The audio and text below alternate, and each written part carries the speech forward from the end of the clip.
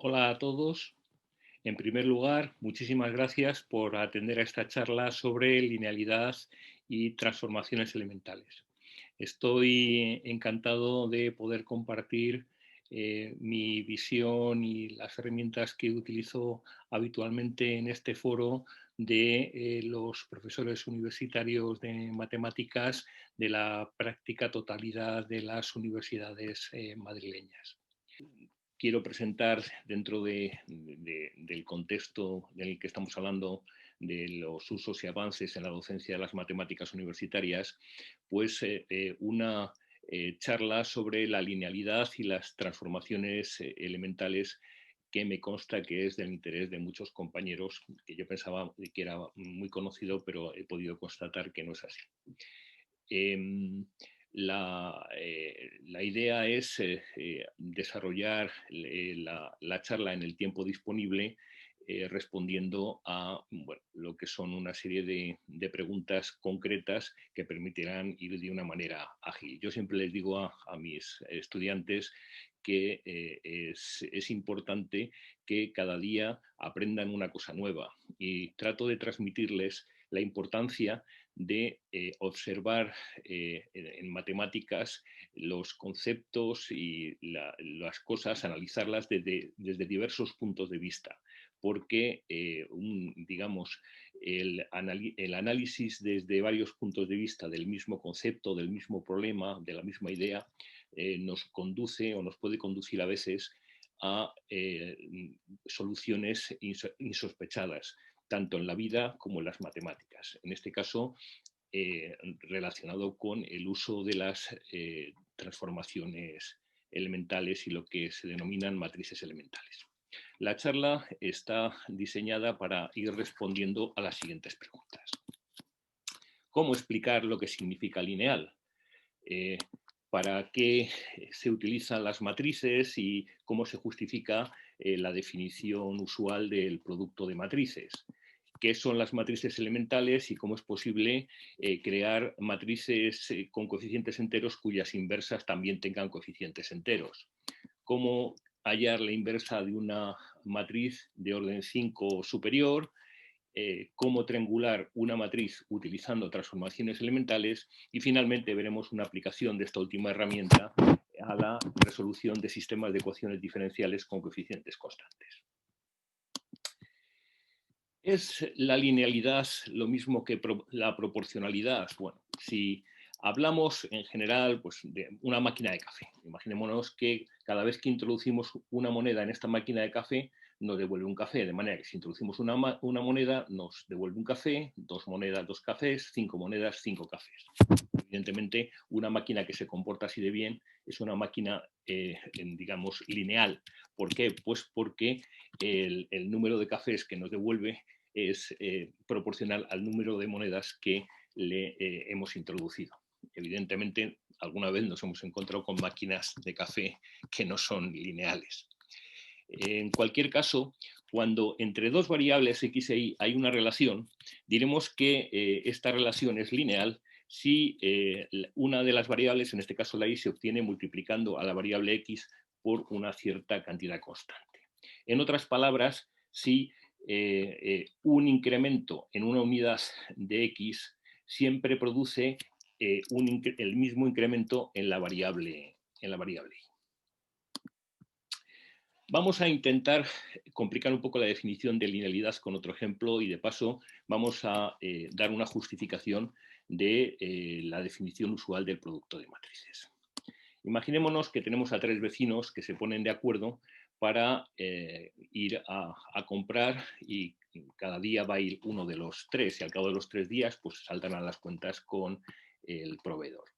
Entonces, la fila 1 de esta matriz representa lo que solicita el primer día el primer vecino, la fila 2 lo que solicita el segundo vecino y la fila 3 lo que solicita el tercer vecino. Aquí, en este caso, el primer día el vecino 1 pediría 1 kilo del primer producto, 2 kilos del segundo producto y 1 kilo del tercer producto. Al día siguiente, pues tendremos una situación en la que el vecino 1 pide 3 kilos del primer producto y solamente 1 kilo del tercer producto. Y, por ejemplo, el vecino 3 en este caso pediría 1 kilo de cada uno de los tres productos. Y el tercer día, pues la situación es esta, donde recuerdo las filas lo que representan. Al final de los 3 días, el vecino 1 habrá solicitado 4 kilos del primer producto, 3 kilos del segundo producto y 3 kilos del tercer producto. Llegado el momento de saldar cuentas con el proveedor, representando por X lo que debe pagar el vecino 1, por Y lo que debe pagar el vecino 2 y por Z lo que debe pagar el vecino 3, la situación que aparece es que el vecino 1 debe de pagar 4 por el precio que tenga el primer producto, más 3 veces, más 3 por el precio que tenga el segundo producto, más 3 por lo que tenga el precio que tenga el tercer producto. Y cada uno de los vecinos, pues siguiendo la misma regla. Como se ve, utilizando esta relación, el pago que debe hacer el vecino, el primer vecino, es 4P sub 1 más 3P sub 2 más 3P sub 3. Por decirlo de alguna manera, lo que debe abonar este vecino y también los otros dos depende linealmente del precio del primer producto, del precio del segundo producto y del precio del tercer producto. De manera que si estos precios aumentan o disminuyen, pues lo que debe pagar aumentará o disminuirá también proporcionalmente. Como vemos, las matrices nos sirven para ordenar las ideas digamos, de situaciones de la vida real y en particular también para, en este caso, hemos visto la utilidad de definir el producto de matrices como lo hacemos. En lo que se refiere a estas expresiones, hemos visto que de forma natural en lo que debe pagar el primer vecino, digamos, sugiere la aparición de sistemas de ecuaciones lineales. Y estos sistemas de ecuaciones lineales se pueden contemplar desde dos perspectivas distintas. Desde un punto de vista geométrico, que es como se hace en el bachillerato, pues cuando nos planteamos un sistema de ecuaciones como el que aparece en pantalla, digamos, solución de la primera ecuación viene dada por todos los puntos que pertenecen a la recta x más y igual a 1. Las soluciones de la segunda ecuación corresponden a los puntos que están en la recta x menos y igual a 1 y evidentemente las soluciones del sistema de ecuaciones, son las soluciones comunes a ambas ecuaciones, estarán en el punto de corte de la recta. Esto se puede representar matricialmente de esta manera y en particular, o desde un punto de vista quizá interesante para otros objetivos, podemos pensar en este sistema como una relación entre las columnas de la matriz asociada al sistema de ecuaciones. En este caso, X por el primer vector columna más Y por el segundo vector columna igual a la columna de los términos independientes. Si hacemos esto en el caso de un sistema como este que aparece aquí, que es un sistema compatible indeterminado, en el cual la segunda ecuación es proporcional a la segunda y evidentemente hay infinitas soluciones que son los puntos de la recta determinada tanto por la primera ecuación como por la segunda ecuación.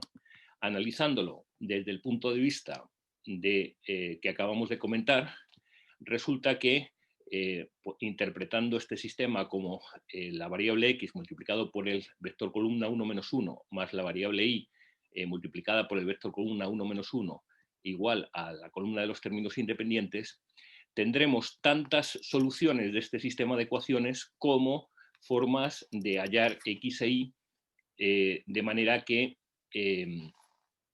se satisfaga esta igualdad. Por ejemplo, hay infinitas soluciones porque aquí si tomamos x igual a 1 igual a 0, tenemos una solución, x igual a 0 igual a 1 tenemos otra solución, x igual a 2 igual a menos 1, x igual a 3 igual a menos 2, son infinitas soluciones igualmente. Lo que sucede es que esto nos da esta perspectiva nos da una visión mucho más intuitiva, nos acerca a la intuición del conocido teorema de Rouché-Frobenius, que habla de la compatibilidad e incompatibilidad de un sistema de ecuaciones lineales. Si interpretamos un sistema de m ecuaciones lineales con n incógnitas desde este punto de vista, resultará que el sistema es compatible siempre y cuando el vector columna de los términos independientes se pueda expresar como combinación lineal de los vectores columna de la matriz del sistema.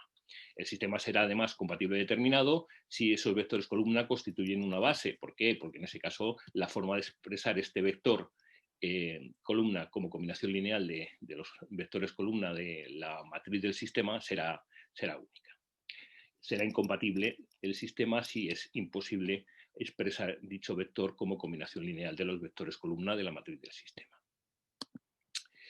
Sin embargo, la estrategia usual, la estrategia habitual para hallar las soluciones de un sistema de ecuaciones lineales se trabaja con, en lugar de verlo desde esta perspectiva dual, se suele trabajar con las ecuaciones directamente. ¿Y cómo se resuelven? Pues se resuelven realizando operaciones sobre las ecuaciones, de manera que se intercambian las ecuaciones de lugar, se multiplica una ecuación por un número distinto de cero, se suma a una ecuación otra multiplicada por un número con el objetivo de pasar de un sistema a otro equivalente, es decir, que tenga las mismas soluciones que el anterior, pero que sea más sencillo de resolver.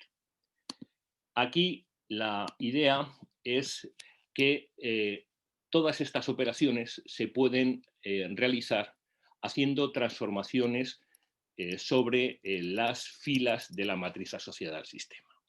Y esas transformaciones pueden realizarse de forma equivalente multiplicando por ciertas matrices adecuadas que se denominan matrices elementales. ¿Cuáles son las operaciones usuales que se aplican sobre este sistema de ecuaciones lineales para encontrar su solución? Pues, por ejemplo, sumarle a la fila iésima la fila jésima multiplicado por lambda, o multiplicar la fila iésima por un lambda distinto de cero, o intercambiar dos filas. Obviamente, estas transformaciones elementales tienen sus transformaciones inversas que nos devuelven a la situación anterior. En este caso, si lo que hemos hecho ha sido sumarle a la fila iésima la jésima multiplicado por lambda, la operación que devuelve la situación al estado anterior sería restarle a la fila iésima la jésima multiplicada por lambda. Si lo que hemos hecho ha sido multiplicar una fila por un escalar distinto de cero, pues volvemos a la situación anterior multiplicando por el inverso de este escalar, y si hemos intercambiado dos filas, pues para volver a la situación anterior basta con intercambiar esas dos filas. Es importante tener en cuenta que cada transformación elemental tiene una transformación elemental inversa, como ahora veremos. Pues bien, realizar una transformación elemental por filas es equivalente a multiplicar por una cierta matriz elemental, y en este caso de transformaciones por filas por la izquierda. ¿Cuáles son las matrices que debemos considerar para hacer este tipo de transformaciones? Pues son matrices que están, digamos, muy relacionadas con la matriz de identidad. Por ejemplo, si partimos de una matriz de identidad de orden 3 en este caso, y a esta matriz de identidad le hacemos la transformación de sumarle a la fila 1 3 veces la fila 2. Entonces obtenemos esta matriz donde aquí, en este lugar, en el lugar 1, 2, en la primera fila, segunda columna, tenemos un 3. Por ello, a esta matriz la vamos a denotar como S1, 2 de 3, que además nos sirve como regla mnemotécnica. Todos los coeficientes son los mismos que tiene la matriz de identidad, salvo que en el lugar 1, 2, es decir, en la primera fila, segunda columna, tenemos un 3. Hay que pensar también que esto va a corresponder a la transformación de sumarle a la fila 1 la fila 2 multiplicada por 3. Si hacemos una transformación del segundo tipo, es decir, multiplicando una fila por un número, pues obtendremos esta nueva matriz elemental de otro orden, porque se puede aplicar a matrices de cualquier orden, que se denotaremos por P1 de 2, donde 2 es el número por el que multiplicamos, y la transformación consistente en realizar un intercambio de filas, como es en este caso, que hemos intercambiado la fila 3 y la fila 4, la representaremos a esa matriz por E sub 3, 4, que evidentemente es la misma que E sub 4, 3. Todas estas transformaciones, como hemos dicho, tienen sus transformaciones inversas, con lo cual se traduce en que estas matrices elementales tienen también, todas son invertibles, siendo la inversa de la SIJ de lambda, la SIJ de menos lambda, puesto que esta consistía en sumarle a la fila I la J multiplicada por lambda y esta va a consistir en sumarle a la fila I la J multiplicada por menos lambda. Y lo mismo con el producto y con la transformación consistente en intercambiar dos filas. Luego tenemos que todas las matrices elementales son invertibles. Vamos a verlo con una matriz genérica para comprobar que efectivamente las cosas funcionan como decimos. Si multiplicamos una matriz genérica por esta transformación elemental, que según observamos estamos hablando de que tenemos un coeficiente, el coeficiente menos 5 en la primera fila, tercera columna. Por ello, esta es la transformación S13 de menos 5. Si multiplicamos esta matriz por esta otra, obtendremos A sub 1, 1 menos 5 A sub 3, 1, A sub 1, 2 menos 5 A sub 3, 2, A sub 1, 3 menos 5 A sub 3, 3. Efectivamente, el resultado de multiplicar esta matriz elemental por esta matriz genérica equivale a realizar la transformación elemental por filas de sumarle a la primera fila la tercera multiplicada por menos 5. Evidentemente, para volver a la situación anterior, lo que tendremos que hacer es sumarle ahora a la primera fila la tercera multiplicada por 5 y obtendremos de nuevo, recuperaremos la matriz original, la matriz genérica de partida. Con lo cual, obviamente, S13 de menos 5 por S es la inversa de S13 de 5. ¿Sucederá lo mismo con las transformaciones elementales por columnas? Pues obviamente sí, pero en este caso es un poquito más complicado. La idea es que realizar una transformación elemental en las columnas de una matriz es equivalente a multiplicar por una cierta matriz elemental, pero por la derecha.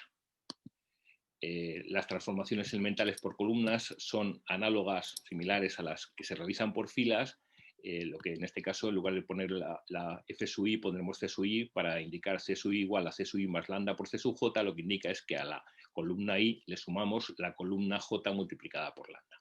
El resto, como digo, son similares. A estas transformaciones por columnas le vamos a denotar a las matrices asociadas como las SIJ de lambda, pero con un gorrito, con una barra encima para indicar que nos estamos refiriendo a las transformaciones por columnas. ¿Por qué? Pues porque hay una cierta peculiaridad, y es que en el caso de las columnas de multiplicar por la derecha, cuando le estamos, por ejemplo, sumando a la columna I la columna J multiplicada por lambda, por la matriz por la que tenemos que multiplicar es por la S sub JI de lambda. Es decir, que además de hacer, digamos, la operación, lo que tenemos que tener en cuenta es que hay una permutación en los subíndices I y J. ¿De acuerdo? El resto, las otras dos transformaciones elementales, las otras dos matrices, son exactamente las mismas. Por ejemplo, cuando nosotros queremos hacer sobre una matriz genérica A la transformación elemental por columnas consistente en sumar a la columna 2 la columna 1 multiplicada por 3, pues deberíamos de multiplicar a la matriz A por la derecha por la matriz S con gorro sub 2, 1 de 3. Pero como acabo de decir, S con gorro sub 2, 1 de 3 es S1, 2 de 3. Veámoslo con un ejemplo sobre una matriz genérica.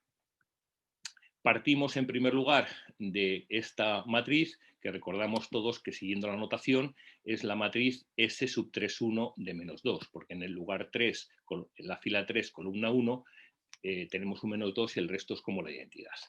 Al hacer esta multiplicación, lo que obtenemos es este resultado, y como vemos, el resultado consiste en sumarle a la columna 1 la columna 3 multiplicada por menos 2. Pero como vemos aquí, esto no coincide con la notación que hacíamos para las filas. Evidentemente eso es porque, tal como hemos comentado, S31 de menos 2 es la matriz, digamos, la matriz asociada a realizar la transformación que acabamos de comentar y que si queremos utilizar la regla mnemotécnica, evidentemente esta sería S con gorro de sub 1, 3 de menos 2, que es la que cambia el subíndice 3 con el 1.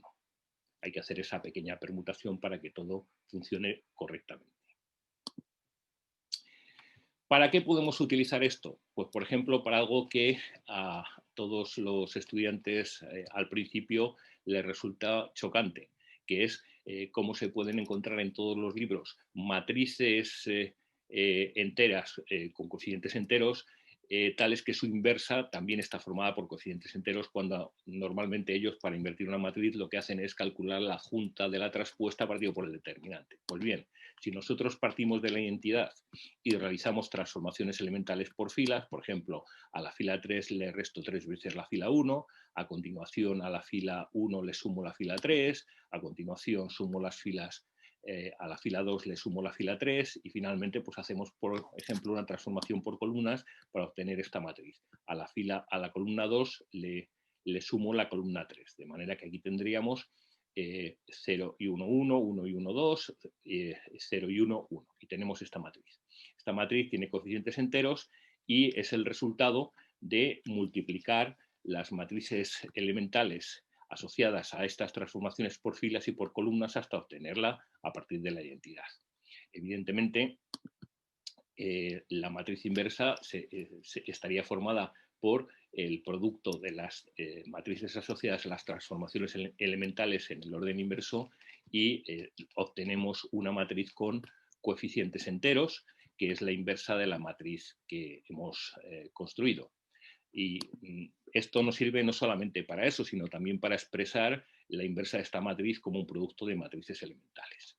Y este tipo de herramienta se puede, por ejemplo, utilizar para calcular las inversas de matrices de orden 5 o más, en donde, bueno, pues aquí a simple vista, para calcular la inversa de esta matriz, pues lo primero que haríamos sería a lo mejor intercambiar la fila 4 con la fila 5 para después ir haciendo ceros en cada uno de los lugares que están fuera de la diagonal principal hasta obtener la matriz identidad, en cuyo caso el producto de las matrices elementales asociadas a las transformaciones elementales por filas que hemos realizado nos dará la matriz inversa y además descompuesta como un producto de matrices elementales.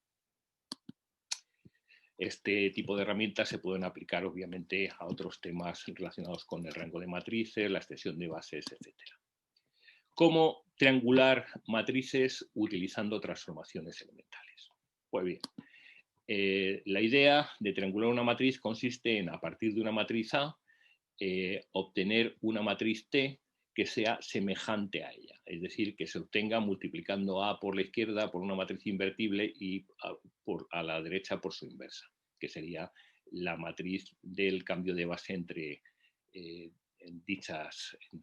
digamos, lo que viene siendo la semejanza entre dos matrices. La idea es ver que toda matriz A se puede expresar como una matriz triangular multiplicada por la derecha por una matriz invertible y por la izquierda por su inversa. Vamos a verlo con un ejemplo. Supongamos que consideramos la matriz que aparece en pantalla y queremos encontrar una matriz triangular que sea semejante a ella.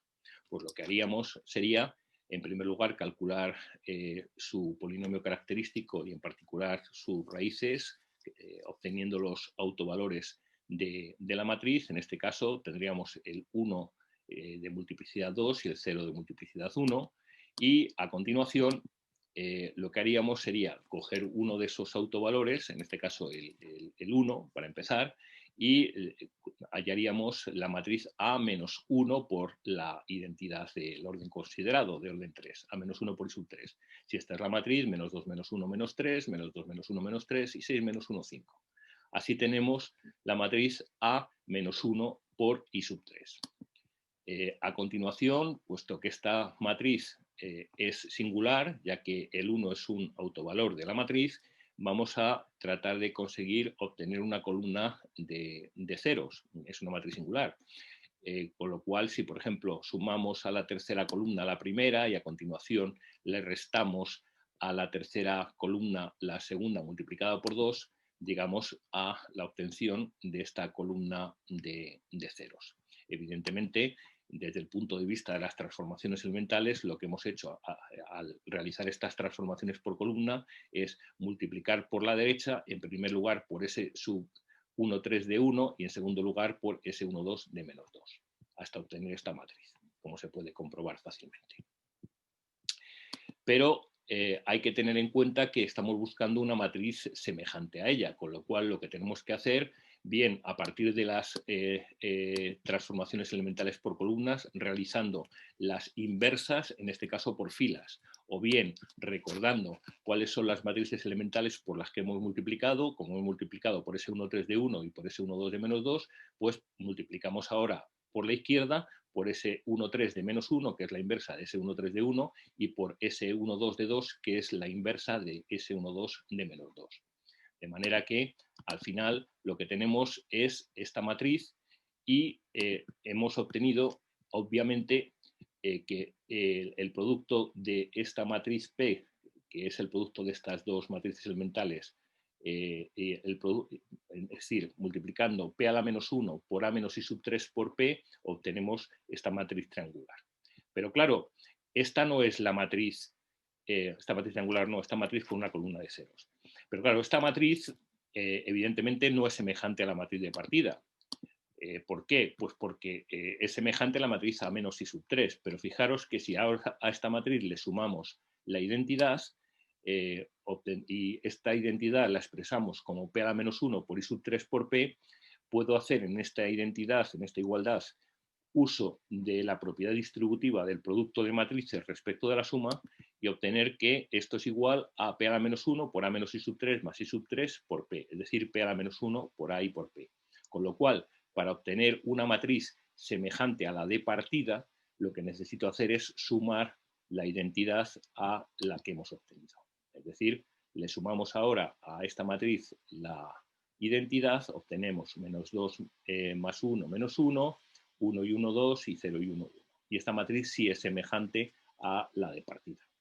Como veis, hemos conseguido estos ceros, todavía no es una matriz triangular, pero para conseguir la matriz triangular correspondiente lo que tenemos que hacer es repetir lo que hemos hecho con el primero de los autovalores, el 1, con los dos que nos faltan, que es otra vez el 1, puesto que tenía multiplicidad 2 y el 0. De esa manera obtenemos una matriz semejante a la de partida que es triangular. Esta es la matriz P a la menos 1 AP triangular semejante a la matriz A de partida que tenemos en la pantalla. Al final, multiplicando todas las transformaciones elementales por columnas, obtenemos esta matriz P coloreada en azul y sus inversas en el orden adecuado, obtenemos la matriz P a la menos 1 coloreada en rojo aquí. Bueno, ¿para qué sirven triángulos matrices? Pues porque es el método estándar de resolver sistemas de ecuaciones diferenciales con coeficientes constantes como el que se presenta en la pantalla, donde aquí tenemos por I'1 de t, I'2 de t, I'3 de t, se representan las derivadas de estas tres funciones y estas son las funciones dadas.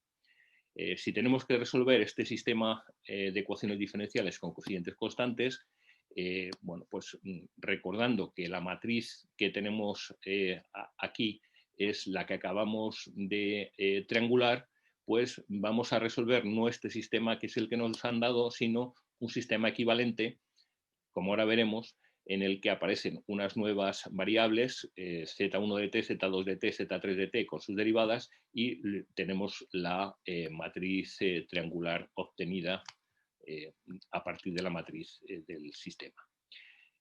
¿Por qué usamos una matriz triangular? Bueno, pues evidentemente porque este sistema de ecuaciones diferenciales es mucho más sencillo de resolver que el de partida. Aquí directamente z'1 de t es igual a 0, de manera que z1 de t es constante, con ese valor resolveríamos la segunda ecuación y una vez que hemos tenido z1 de t y z2 de t, bajamos a la tercera ecuación y resolvemos el z3 de t.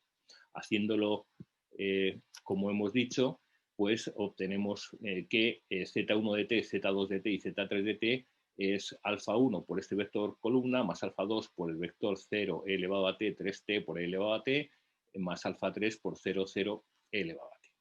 Pero claro, esta no es la solución del problema original en el que aparecía la matriz A. Para obtener la solución del problema original planteado, tenemos que tener en cuenta lo siguiente. Si el problema original era I' de t igual a A por I de t, podemos multiplicar a ambos lados de esta igualdad por la inversa de la matriz P, obteniendo que P a la menos 1 por I' de t es igual a P a la menos 1 por A por I de t. Si ahora hacemos el cambio de variable z de t igual a P a la menos 1 por I de t, evidentemente su derivada será z' de t igual a P a la menos 1 por I' de t, con lo cual, haciendo la correspondiente sustitución en la ecuación 1 que tenemos aquí arriba, tendremos que z' de t es igual a P a la menos 1 por A por I de t. Introducimos en este punto la identidad con su expresión como en función de P, es decir, P por P a la menos 1, que es la identidad, por I de t, y haciendo uso de la propiedad asociativa del producto de matrices, esto es igual a P a la menos 1 por A por P a la menos 1 por I de t. En definitiva, siendo esto Z de t, evidentemente lo que tenemos es Z' de t igual a P a la menos 1 por A por P por Z de t, que es la ecuación con una matriz triangular asociada que hemos resuelto. Por tanto, ahora recordando que Z de t era P a la menos 1 por I de t, lo que tenemos que hacer para recuperar las soluciones del problema original es multiplicar a ambos lados por P, y tenemos que I de t es P por Z de t, con lo que la solución del problema originalmente planteado, I sub 1 de t, I sub 2 de t, I sub 3 de t, será igual al producto de la matriz P que teníamos por las soluciones del sistema triangular. Y en este caso, la solución es alfa 1 por este vector, más alfa 2 por este vector, más alfa 3 por este otro vector columna, que es el resultado de hacer las correspondientes operaciones multiplicando por la matriz P. Si alguien quiere profundizar en estos temas o le han llamado la atención, pues puede revisar el texto Fundamentos Matemáticos 1, Álgebra y Ecuaciones Diferenciales con Cocientes Constantes, o también el libro Álgebra Lineal, Método, Fundamentos y Algoritmos, e incluso, si se tiene interés, se puede consultar el artículo Jordan Normal Form via Elementary Transformations, que se publicó en su momento en el Journal Science Reviews, en el año correspondiente, donde además de ver cómo se puede obtener la forma canónica de Jordan realizando transformaciones elementales, aparece un programa en Maple en el que hace esas transformaciones de manera sistemática. Y eso ha sido todo. Muchísimas gracias a todos por vuestra atención. Un saludo muy cordial.